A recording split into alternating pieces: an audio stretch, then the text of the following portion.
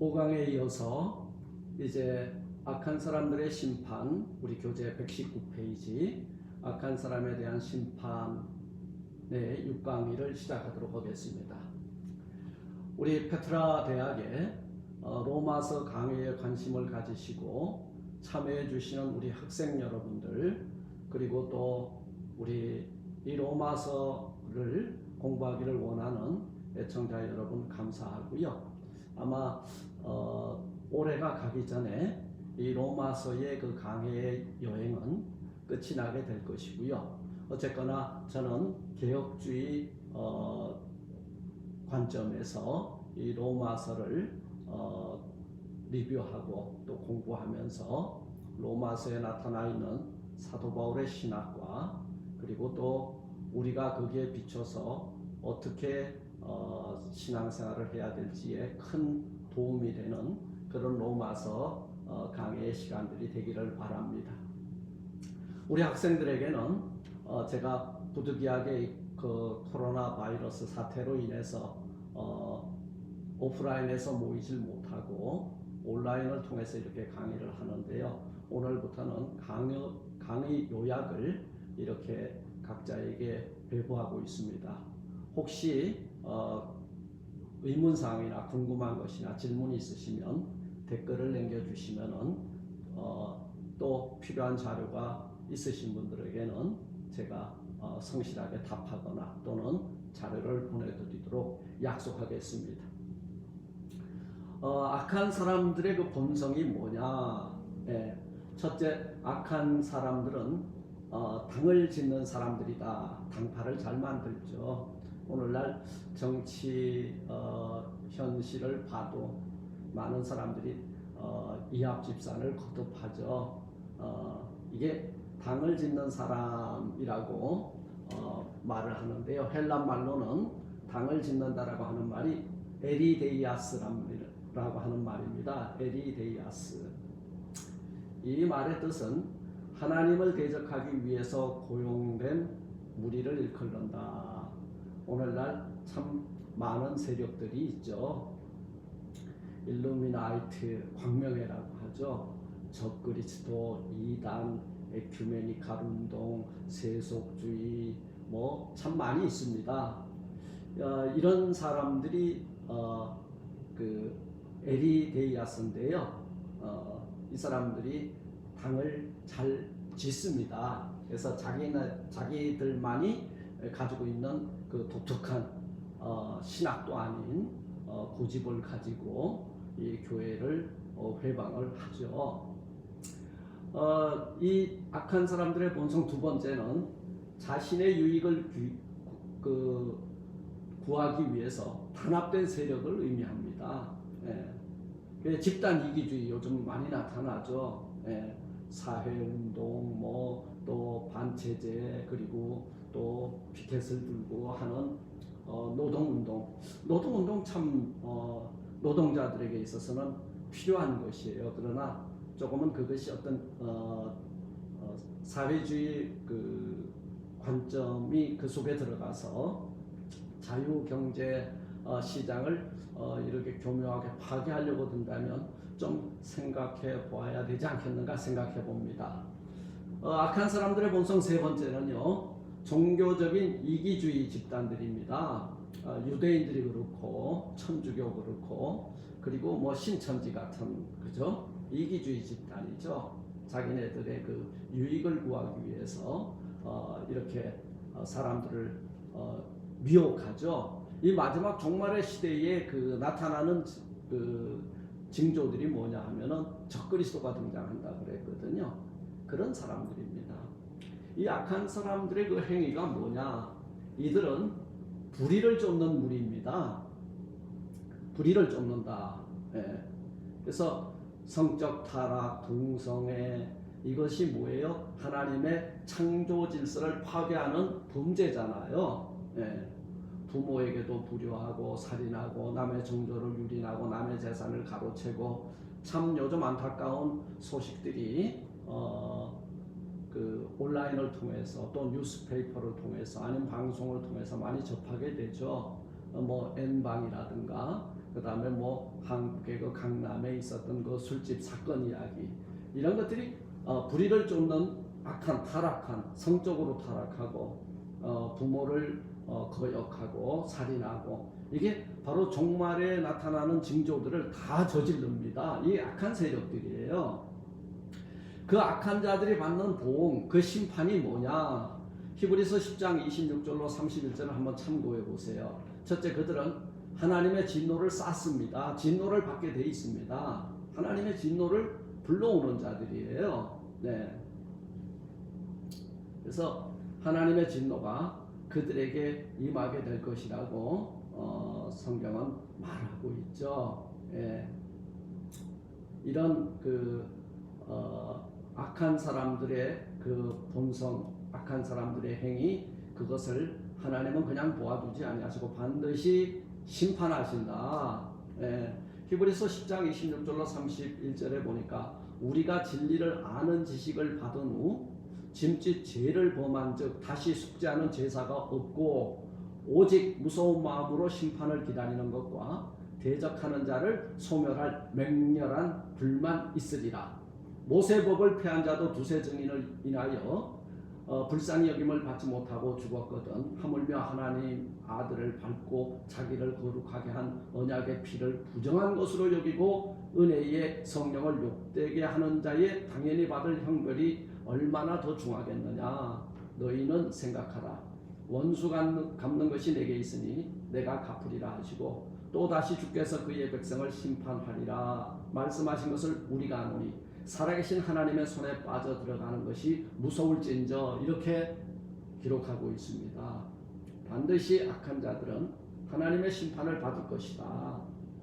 두 번째, 그들에게 드립시스, 환란이 임할 것이라는 거예요. 예, 이 드립시스라고 하는 말이 뭐냐면 내려 누른다. 우리가 그 커피 마실 때 드랍 하잖아요, 그죠? 드랍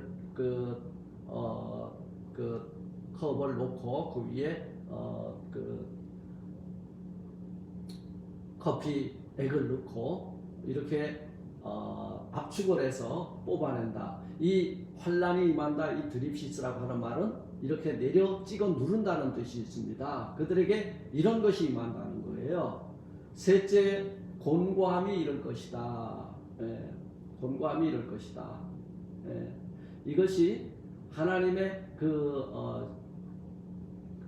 악을 행하는 자들에게는 반드시 이런 심판이 임할 것을 우리에게 교훈해주고 있습니다.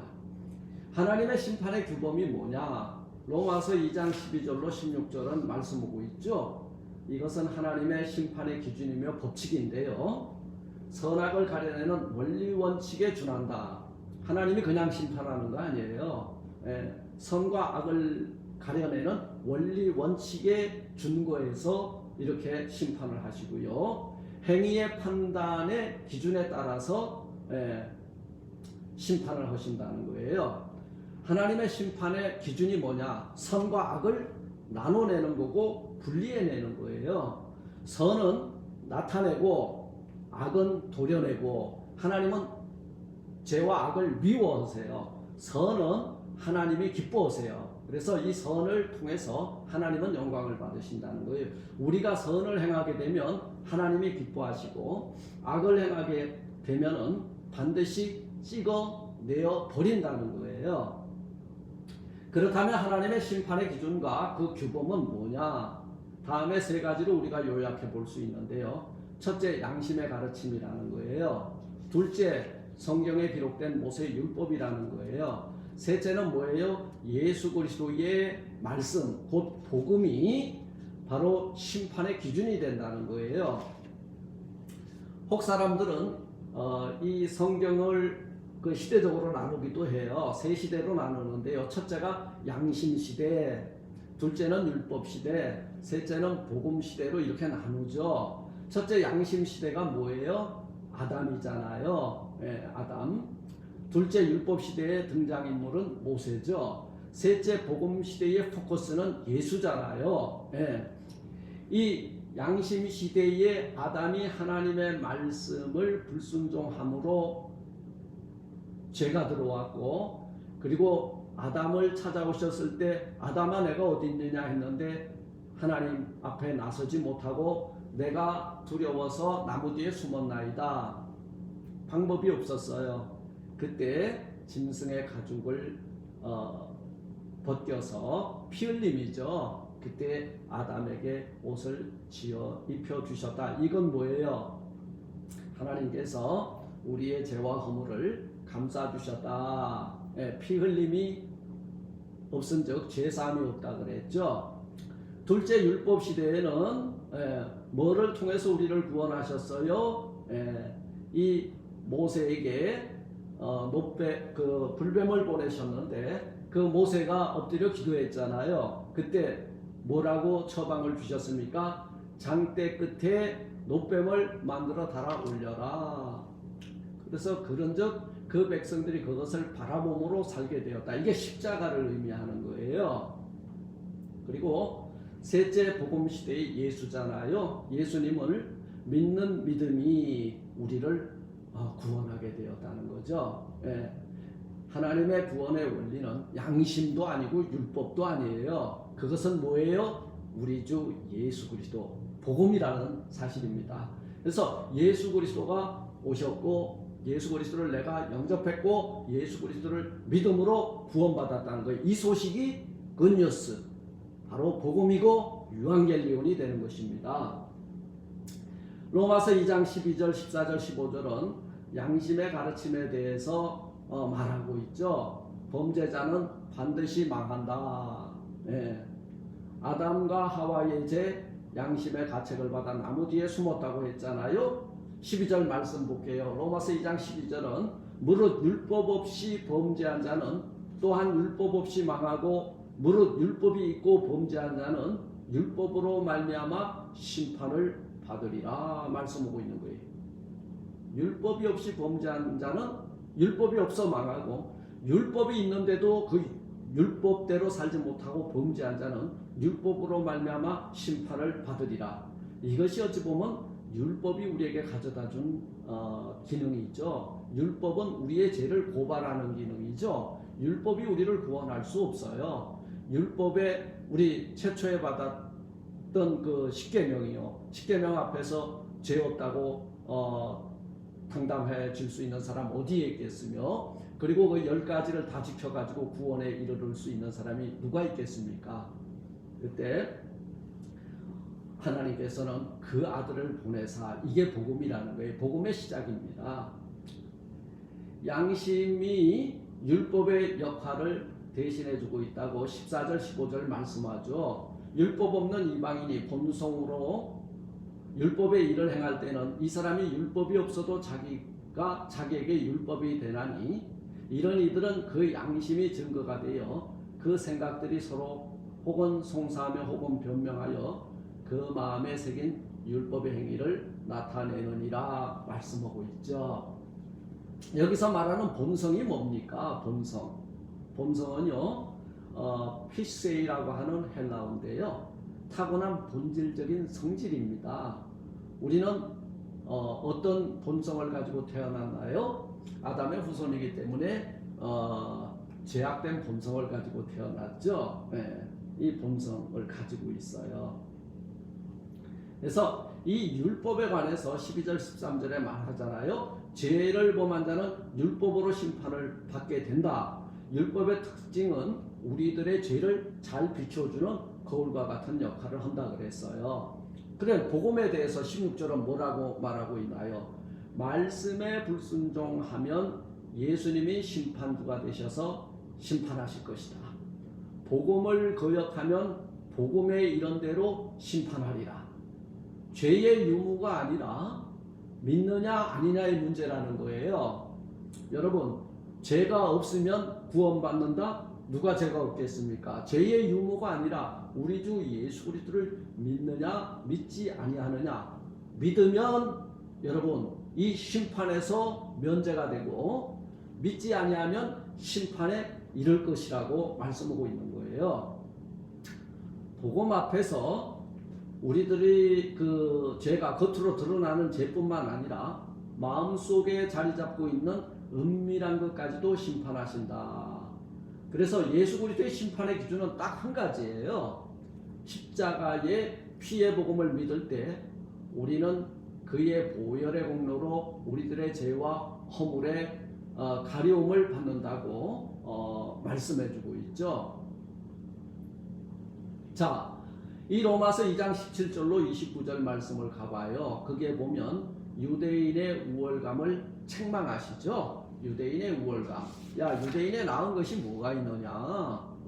첫째, 유대인의 자부심 7가지를 지적을 하는데요. 로마 사람들에게 있어서 자랑거리는 아마 12동판법이라는 게 있습니다. 12표법이라고도 하는데요. 이 12표법은 로마 공화정 정체의 중심이자 로마적 전통의 근간이었는데요. 로마의 학생들은 12표법을 원문으로 암기해야 됐다고 합니다. 이걸 자랑한 거죠. 그럼 유대인들에게 있어서 자랑은 뭐예요? 율법을 외우는 거예요. 제가 베버리 힐스에 그 유대인 자녀들 성년식에 가봤는데요. 그 호화로운 호텔에서요. 제가 한 가지 참 놀란 점은 그 아이들이 율법을 다 외우고 있더라고요. 율법을 외우지 않으면 성년이 될 수가 없어요. 그 성인식에 돈도 많이 쓰고 화려하게 하는데요. 한 가지 도전받은 거는 율법을 저렇게 주야로 묵상하는 백성이구나. 그것을 발견하게 되었습니다. 그래서 이 로마 사람들도 로마법의 근간인 이 12동판법, 이 동판에 새겨서 12가지 기존 표준법인데요. 이것을 원문으로 암기했다고 해요.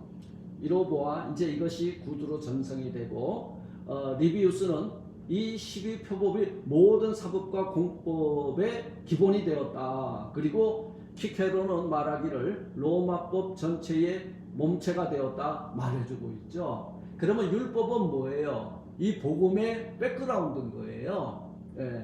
그런데 율법이 없었다면 과연 우리가 우리의 죄를 발견해 볼 수 있었겠는가? 없다는 거죠. 우리를 비춰줘야죠. 죄인인 것을 알게 해줘야죠. 사실 이 십계명을 지켜가지고 구원 얻겠다고 도전장을 내면 유대인들이 한편으로는 불쌍한 거예요.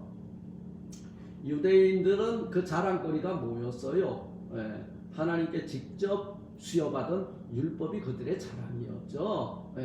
그러니까 이 로마 사람들의 12표법과 유대인들의 그 율법은요, 아주 이 히브리 문명과 헬라 문명이 거기에서 그 교차를 하게 되는데요. 크로스 컬처럴이 되잖아요.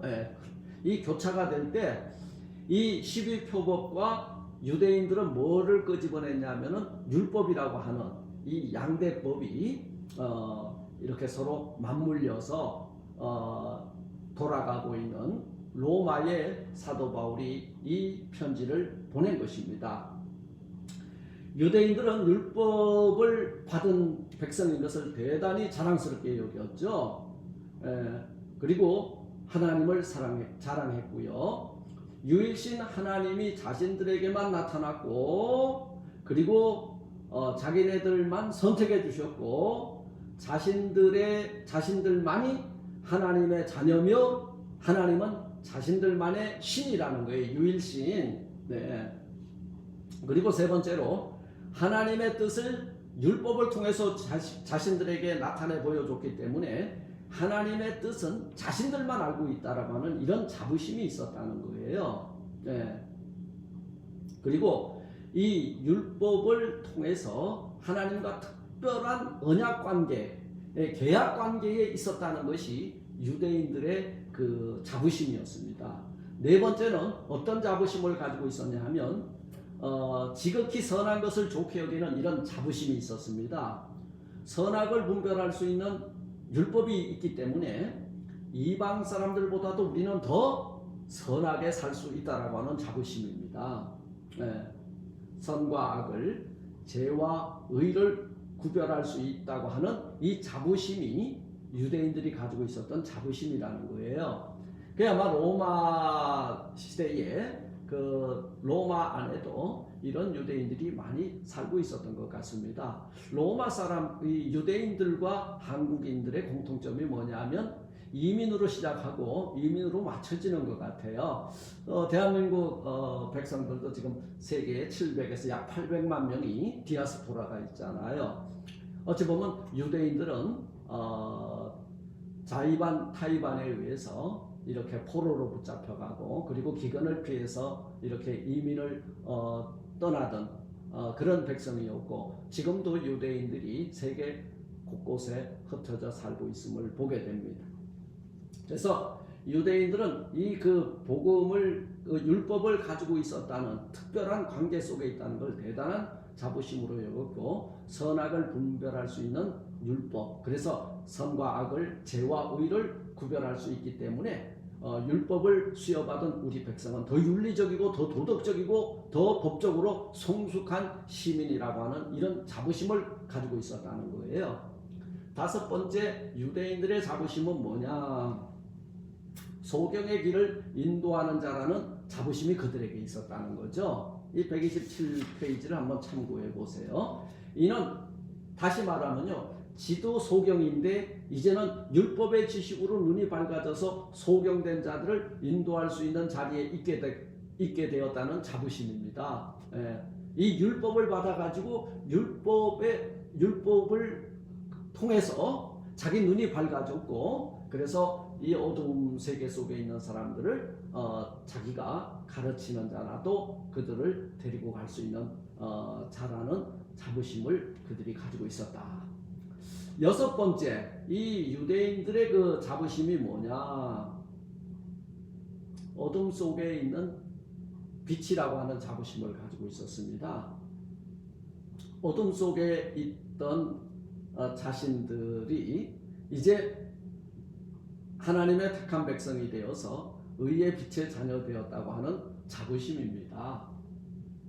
사실 이 마태복음 5장 14절에 보면 너희는 세상의 빛이라 하셨는데 여전히 선민 이스라엘이라고 하는 유대인들이 어둠 속에 있는 모습을 보고 이렇게 말씀하신 것 같아요. 너희는 세상의 빛이다.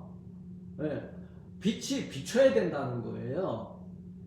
그런데 그들이 말 아래 그 불을 켜놨더니 유대인들이 어떤 유대이즘에 사로잡혀 가지고 그 등불을 등경 위에 놓아야 되는데 오히려 말 아래 두어서 지들끼리만 그저 어둠 속의 빛이라고 하는 자부심을 가지고 살아가고 있는 모습을 지적한 거죠. 사실 여전히 유대인들이 어둠 속에 있음을 이 말씀을 통해서 우리에게 교훈해주고 있습니다. 일곱 번째, 그 유대인들의 자부심이 뭐냐? 자신들이 이 세상의 사람들을 가르치는 자요 선생이 되게 한 것에 대한 자부심을 그들이 가지고 있었다는 거예요. 사실은 유대인들 세상을 가르치는 자, 선생이 되어 있는 자들 많이 있죠. 그런데 이 유대인들이 지극히 그 머리가 좋은 까닭을 제가 한번 생각해 보았는데요. 어려서부터 율법을 줄줄 외우는 그 모습을 보면요, 참 암기력이 뛰어나고 이 말씀을 묵상하는 그들의 삶이 결국은 그 머리 회전을 빠르게 하지 않았나 그렇게 생각해 봅니다. 자신들이 이 세상을 사람들을 가르치는 자요 선생이 되게 한 것에 대한 자부심, 이게 이 유대인들의 그 자부심이요, 이 7가지로 제가 나눠봤지만 더 많은 자부심이 있을 거예요. 혈통으로 또 이생의 자랑도 있을 것이며 육신의 자랑도 있을 것이고 뭐 자랑거리 많죠. 사도 바울도 자랑거리가 3가지나 있었잖아요. 둘째, 이제 그 유대인들의 죄악을 로마서 2장 21절로 24절에서 지적을 하고 있는데요. 유대인들의 죄악은 모르고 지은 죄가 아니라는 거예요. 율법이라고 하는 저희가 나중에 율법과 복음을 공부할 때 다시 한번 말씀드리겠지만 율법은 그 기능이 있어요. 율법 앞에 서면 의로운 자가 아무도 없어요. 다 죄인이에요. 죄를 고발하는 기능이 있습니다.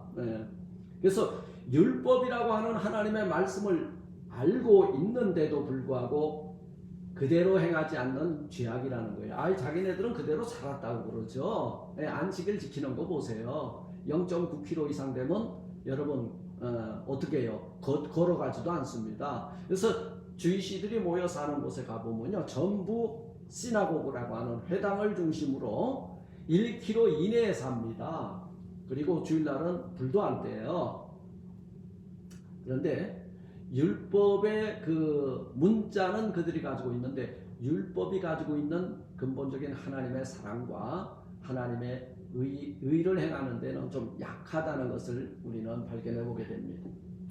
요한복음 9장 41절 말씀 오잖아요. 예수께서 가라사대 너희가 소경이 되었다면 죄가 없으려니와 본다고 하니 너희 죄가 그저 있느니라. 율법을 봤잖아요. 율법을 들었잖아요. 율법을 알고 있는데도 이 7가지의 스스로 자부심을 가진 그들의 죄악을 지적하고 있는 거예요. 우리 예수님의 그 초기의 공생의 사역을 이렇게 보면요, 항상 서기관이나 바리새인이 등장을 합니다. 이 외식하는 자들, 그리고 서기관이라면 말씀을 필사하는 자들이에요.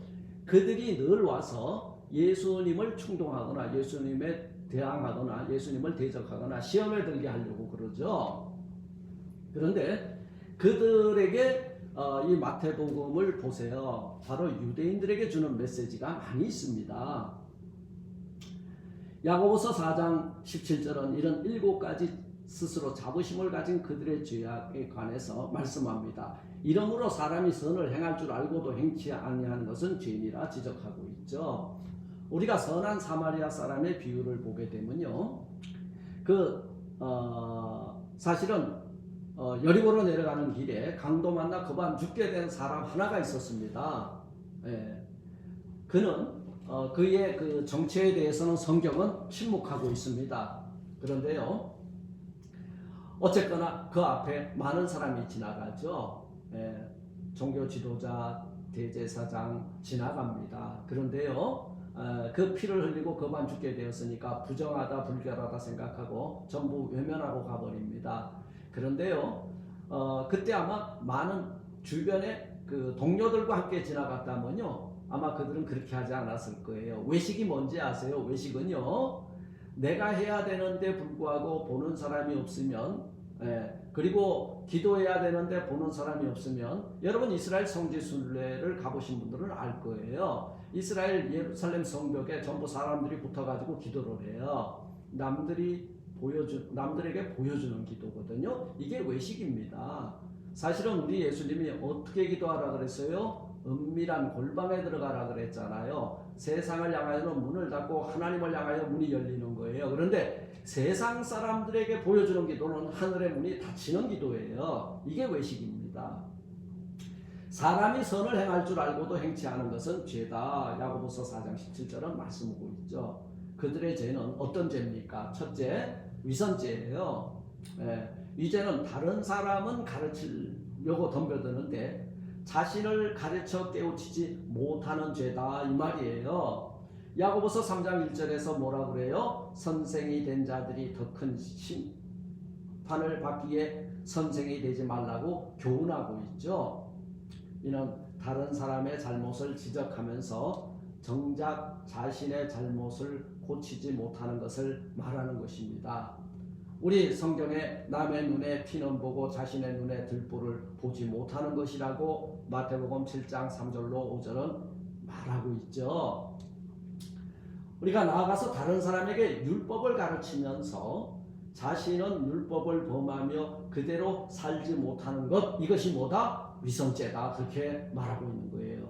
두 번째는 그들의 죄가 절도죄입니다. 도적질하지 말라라고 계명의 말씀이 있는데 내가 도적질을 하느냐? 도적질하지 말라 그랬는데 도둑질하고 있다는 거죠. 그 불의한 재물을 취한다는 것이 도적질입니다. 그 우리 성전 정화 예수님이 하셨잖아요. 강도의 구려를 만드는도다.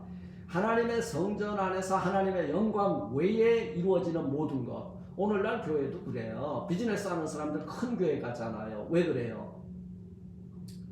여기에 본질은 하나님 앞에 신령과 진정으로 산 제사를 드려야 되는데 그거는 비본질이고 본질은 뭐예요? 자기가 그냥 어느 비즈니스를 하기 때문에 큰 교회 와서 누구누구가 경영하는 기업 이래서 그 교인들을 대상으로 자기의 유익을 구하는 것, 이것이 아마 불의의 재물을 탐하는 것, 뭐 조금 비유가 안 맞는 것 같기도 합니다만은 불의의 재물, 예, 하나님의 성전에서 불의한 재물을 취하려고 동전을 바꾸고 그 다음에 제물로 드리려고 하는 양을 잡고 팔고 비둘기를 팔고 하는 것이 바로 성전을 더럽히는 것이다 이렇게 말했는데요. 오늘날 현대 교회에 적용해 보자면은 하나님의 성전이 뭐예요? 내 심령이잖아요. 이 성전을 더럽히는 것이 뭐냐면 불의한 것을 탐내는 것, 이것이 절도죄요 도둑죄로 보는 거예요. 부모님의 것을 훔치는 것, 하나님의 것을 도둑질하는 것, 이게 다 절도죄인데요. 사실은 하나님의 것을 도둑질하는 죄가 누구에게 있습니까? 사실 사도행전에 나타나는 아나니와 삽비라 부부가 그 마음에 감동받았잖아요. 그 마음에 감동받아서 팔아서 사도들 발 앞에 갖다 드리기로 했는데 아나니와 삽비라가 파는 데까지는 성공했지만 드리려고 하다 보니까 본전 생각이 나요. 그래서 얼마간을 숨겨두었는데 이게 성령 해방죄가 되고 또 이 오늘 그들의 죄악으로 따지자면 하나님의 것을 도둑질하는 절도죄가 되는 것입니다. 그래서 말라기야서 3장 8절로 9절에 보면 사람이 어찌 하나님의 것을 도둑질하겠느냐, 하나님께 드려야 되겠다 마음 먹은 그 순간 그것은 내 것이 아니라 하나님의 것이에요. 그런데 그것을 내 임의대로 취한다면은 이거 도적질이라는 거죠. 11조와 헌물이 그렇습니다. 오늘날 교회가 수평이동 많이 하죠. 여기서 우리가 잘 분별해야 될 것 하나가 있어요. 남의 목장의 양을 좋은 프로그램을 만들어 가지고 늑탈하고 있지는 않은지 한번 살펴볼 필요가 있겠습니다. 세 번째, 이 유대인들의 죄가 뭐냐? 간음죄라는 거예요. 간음죄란 부적절한 관계죠. 부적절한 관계, 불법적인 관계. 사실은 이 불법적인 관계에 다윗이 평생의 소원이 뭐였습니까? 평생의 소원이 하나님의 성전을 봉헌하는 것이었어요. 다윗이 성전을 지으려고 할 때 하나님이 기뻐하지 않았습니다. 왜 그렇습니까? 자기의 신복 우리아를 전쟁터에 나가게 죽게 했죠. 그 안에 바세바를 취하기 위해서 그랬습니다. 이게 불법적인 관계는 간음죄는 불법적인 관계라는 것을 우리에게 알려주고 있죠. 일부 다처제, 이게 문제입니다. 요즘은 뭐 일부 다처제, 저 유타주에 가면은 그분들이 모여서 예배 드리죠. 몰몬교라고 하는 사람들. 지금은 법적으로 금지되어 있지만 관습적으로는 그들이 일부 다처제를 지금도 운영하는 것 같아요. 미혼 남녀의 부적절한 관계, 미혼 남녀의 부적절한 관계, 그들은 적절한 관계라 그래요. 썸 탔다 그러고, 그 다음에 원나잇 스탠드 했다 그러고, 아주 멋있는 말들을 만들어 놨지만 결국은 부적절한 관계입니다.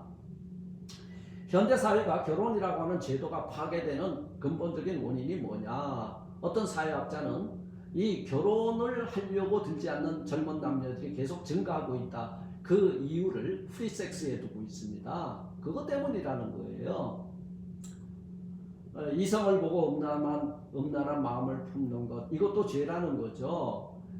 현대인들 그 젊은 세대들은요, 남의 사생활을 엿보거나 아니면은 그 아름다운 그 여인들을 훔쳐보는 것, 그리고 부적절한 동영상이나 그리고 뭐 요즘 뭐 버닝 선이니 한국의 그 강남에 있는 뭐 룸사롱인지 모르겠어요. 그리고 요즘 뭐 그 조모 씨가 뜨고 있던데 그 뭐 엠번방인지 뭐 아우 참 상상도 하지 못할 일들이 우리 주변에 일어나고 있다는 거예요.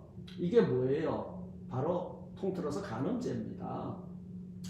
그 야고보서 4장 4절은 간음하는 여자들이여 세상과 보된 것이 하나님의 원수됨을 알지 못하느뇨. 그런즉 누구든지 세상과 보시되고자 하는 자는 스스로 하나님과 원수되는 것이니라. 이 세상에 있는 것들을 사랑하는 것, 하나님보다 더 사랑하는 것, 영적 간음이라는 거예요.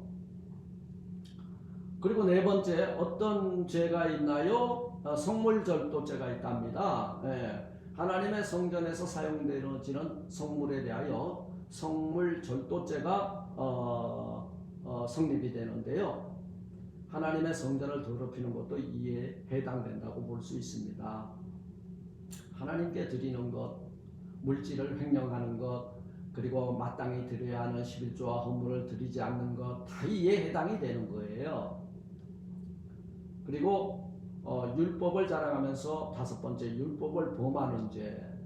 바울의 지적으로 돌아가 보면요, 율법을 자랑하는 내가 어떻게 율법을 범하느냐라고 했습니다. 이는 율법을 자랑만 하였지 도무지 너희가 이 율법대로 살지 않았다는 지적이에요. 우리가 그렇잖아요. 성경을 가지고 있는데 성경대로 살지 않아요. 이게 우리가 성경을 자랑하면서 성경을 범하는 죄죠. 성경을 범했다 이 말은요, 하나님의 영광을 가리웠다 그 말이에요. 유대인들의 죄는 율법을 부적같이 여기고 자랑만 했다는 지적입니다. 율법의 가르침을 따르지 않았다는 거예요. 율법을 범할 뿐만 아니라 율법의 요구에 불순종했고, 이 불순종은 배도고 반역이라는 거예요. 여섯 번째, 이 유대인들의 죄가 뭐냐? 하나님을 욕되게 한 죄입니다. 하나님의 이름을 망령되이 일컫는 거예요. 우리 요즘 늙은이나 젊은이나 남녀노소 할 거 없이 아주 하나님의 이름을 망령되이 일컫잖아요. 하나님이 있으면 나와보세요. 요즘 이런 말이 아주 유행어처럼 떠돌고 있죠. 오늘 이 시대에 하나님의 성호가 얼마나 많은 사람들에게 망령되이 불려지고 있는가, 하나님의 이름이 얼마나 업신여김을 받고 있는가 우리 잘 알고 있잖아요. 일곱 번째, 하나님의 성호가 이방 사람들에게 모독을 받게 한 죄, 이것이 유대인의 죄라는 거예요. 이사야서 52장 5절 보니까 여호와께서 말씀하시되 내 백성이 까닭 없이 잡혀갔으니 내가 여기서 어떻게 할꼬. 여호와께서 말씀하시되 그들을 관할하는 자들이 떠들며 내 이름을 항상 종일 더럽히도다. 세상에 더럽힐 거 많이 있습니다. 그런데도요, 한 가지는 더럽히면 안 돼요. 그것은 여호와의 성호입니다. 그 이름을 더럽게 하지 마세요. 하나님이 우리를 부끄럽게 하실 것입니다. 부끄러워 여기실 거예요. 이것은 바로 제2계명을 범한 것이에요. 우리가 율법을 범함으로 우리가 성결함을 유지하지 못할 때, 우리가 죄를 범할 때 하나님의 이름을 더럽히는 것이 되고 만다는 것입니다. 자, 이런 까닭에 이제 유대인들의 죄를 지적을 하고요, 우리 사도 바울은 셋째, 유대인들의 그 책무와 책임에 관해서 말을 하고 있습니다. 유대인들의 책임은 뭐냐? 로마서 2장 28절로 29절에 대적 표면적 유대인 그리고 이면적 유대인 이야기가 나오죠. 유대인들의 책임, 너들은 뭐냐? 유대인들이 그 할례 받은 걸 엄청나게 자랑했어요. 할례 받지 않으면 유대인의 회에 들어가지 못합니다. 사도 바울은 유대인과 이방인이 동일하다. 그러나 특별한 한 점이 있다. 그게 뭐냐? 바로 할례다. 인정했어요.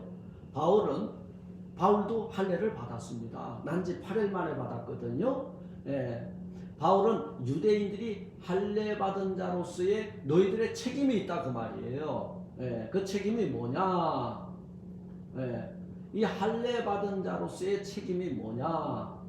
바로 할례를 받았거든 표면의 가죽 껍데기만 할례 받은 할례를 받지 말고 이 할례를 이면에다가 받아라. 너희 심령 속에 이 그 스티그마 흔적을 받아라.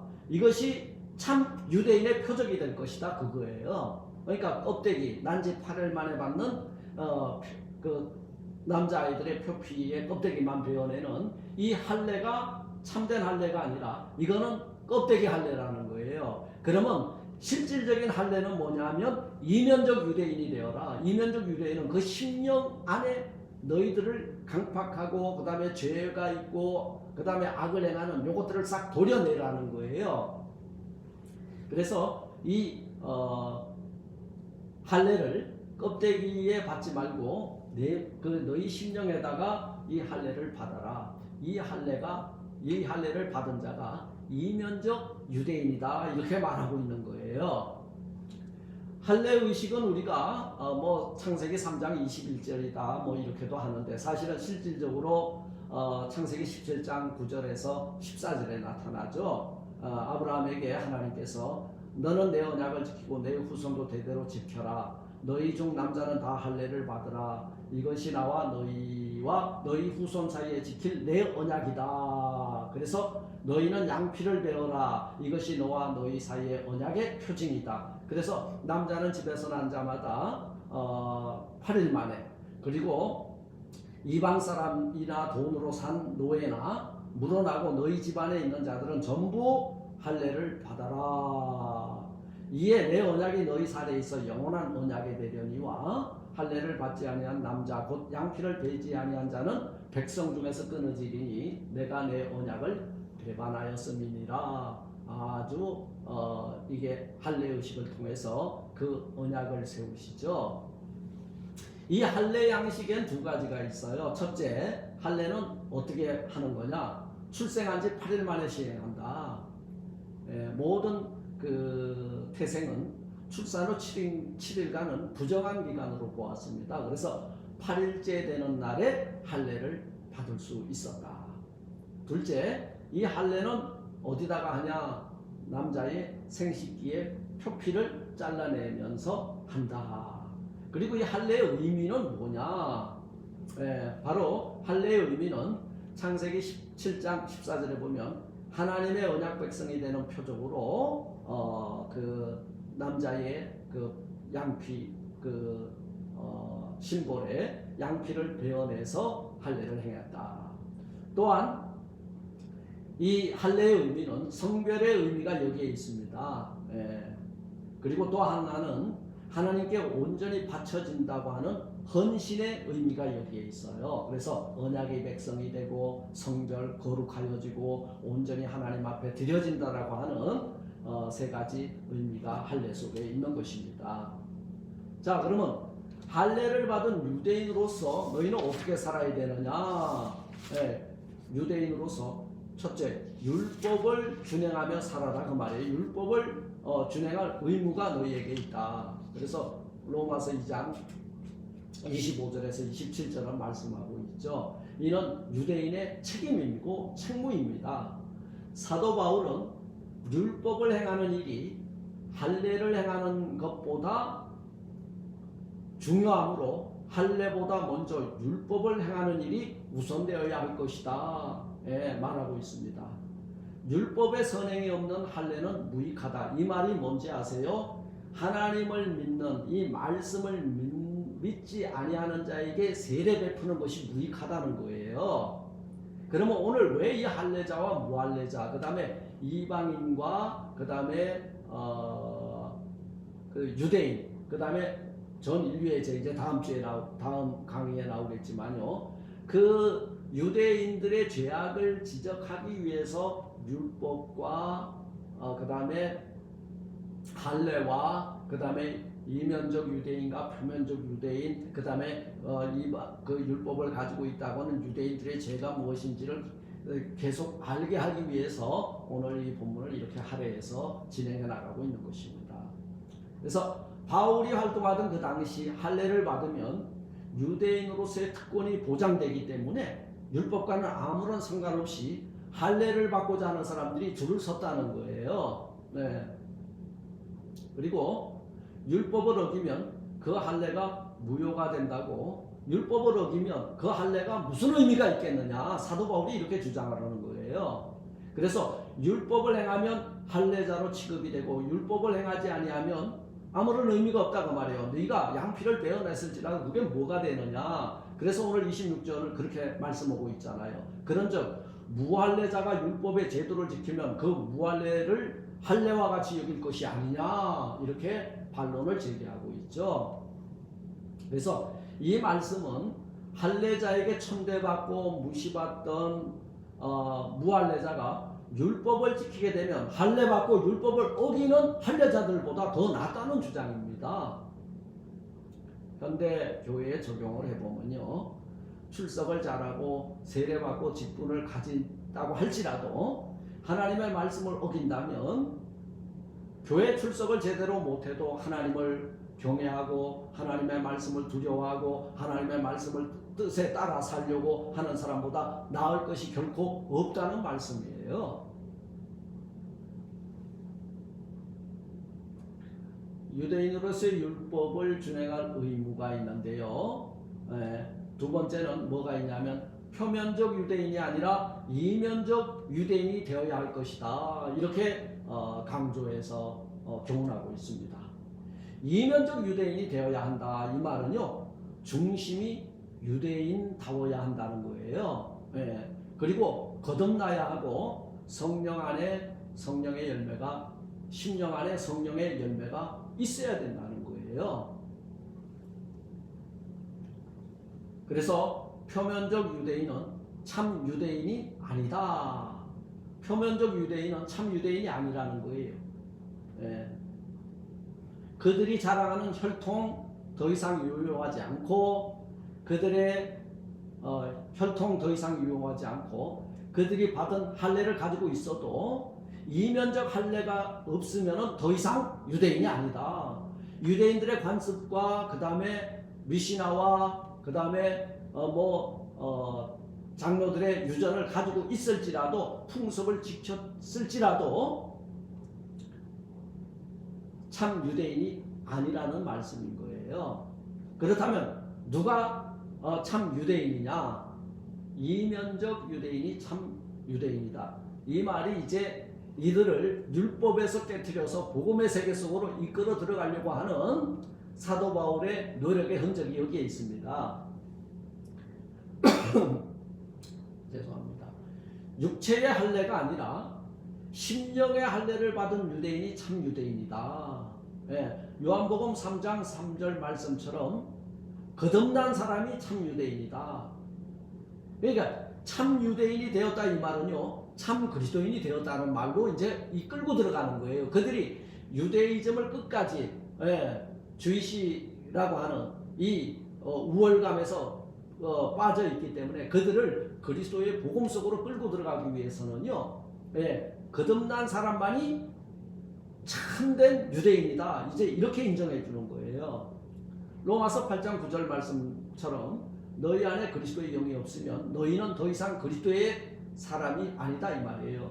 너희 안에 그리스도의 영이 없으면, 그러면 그리스도의 영은 너희 안에 있어야 되거든요. 그러면 유대인 속에 그리스도의 영이, 유대인 속에 말씀이, 능력이 이렇게 임하게 되면 그 내면에 우리 주 예수 그리스도께서 그 할례를 행하신다는 거예요. 이면에다가 예수 그리스도의 십자가가 너희 안에 있게 되면 이게 이면적 그리스도인이 된다는 거예요. 이면적 유대인. 그래서 이면적 유대인은 참 유대인이요, 참 유대인은 그리스도인이다, 이 말인 거예요. 그래서 너희 안에 그리스도의 영이 없으면, 성령이 내 안에 들어가서 인침이 있으면, 바로 사람에게 혈통을 통해서 아니면 그 유대인이라고 하는 그 집단 족속을 통해서, 그리고 율법을 가지고 있다고 하는 선민, 이스라엘의 선민 의식을 통해서가 아니라 바로 하나님께로부터 참된 인정을 받을 때만이 참된 유대인이 될 것인데, 그 참된 유대인이 심령의 할례를 받은 자여야 될 것이니라 말씀인 거예요. 예수님께 참으로 칭찬받는 유대인 한 사람이 있잖아요. 그가 누구예요? 요한복음 1장 47절에 등장하는 나다네일이잖아요. 예수님께서 나다네일이 자기에게 오시는 것을 보시고 그를 가리켜 가라사대 보라 이는 참 이스라엘 사람이라 그 속에 간사한 것이 없도다 인정해 줬잖아요. 이 사람이 누구예요? 그 속에 간사한 것이 없고 누구에게 나왔어요? 말씀이 육신이 되어 오신 참 진리 앞으로 그가 나왔잖아요. 이면적 그 사람이 바로 예수 그리스도를 영접하고 그리고 그 속에 간사가 없고 위선이 없고 그리고 참된 이스라엘 사람이라 예수를 만남으로 이면적 참된 유대인이 되었다는 거예요. 그의 중심에는 간사함이 없었죠. 사악함이 없었죠. 순결한 심령으로 주님께 칭찬을 받았다는 거예요. 오늘은 여기까지 합니다. 이방인의 죄에 이어서 유대인의 죄를 로마서 2장 1절로 29절을 통해서 공부해 봤습니다. 그리고 저는 오늘 우리가 이것을 공부해 보면서 우리가 먼저 믿어 그리스도인이 됐잖아요. 그런데 유대인처럼 살고 있지는 않는가? 우리들의 죄의 무게를 달아보는 귀한 시간이 되었으면 좋겠습니다. 다음 주간에는 제 7강에서는 온 인류의 죄 11강 들어가도록 하겠습니다. 그리고 이 강의에 관심이 있거나 그리고 1장 아마 제가 3강까지 그 온라인 강의가 이루어지지 아니한 그 전에 부분도 제가 강의안을 만들어서 이렇게 영상을 만들겠고요. 관심 있는 분들 위해서요. 그리고 또 강의안도 요약 썸마리 강의안도 만들어서 제공할 예정이 오니 여러분들의 많은 관심을 부탁드리겠습니다. 오늘 여기서 마치겠습니다. 잠깐 기도하겠습니다. 하나님 감사합니다. 오늘 로마서 2장을 통해서 유대인들이 죄악을 이렇게 지적하는 사도 바울의 메시지를 보았습니다. 그것이 그들의 죄가 아니라 내 죄가 아닌지 발견해보는 귀한 은혜가 이 시간 있게 하옵소서. 한 주간도 우리 사랑하는 학우들과 또 이 방송을 듣는 모든 이들 그들 가정과 그들이 섬기는 교회와 그들의 생활 속에 어둠의 세력 일절 틈타지 못하도록 화영검을 둘러 보호하옵소서. 예수님 이름으로 감사 기도드리옵나이다. 아멘. 감사합니다.